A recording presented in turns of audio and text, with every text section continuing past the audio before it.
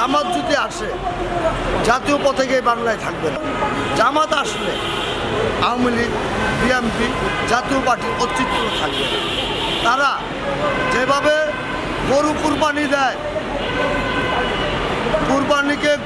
কুরবানি দিতে গেল অনেকজনের চোখের পানি পড়ে, কিন্তু তাদের চোখের পানি পড়বে না। তারা কচু গাছের মতন কাটবে মানুষকে।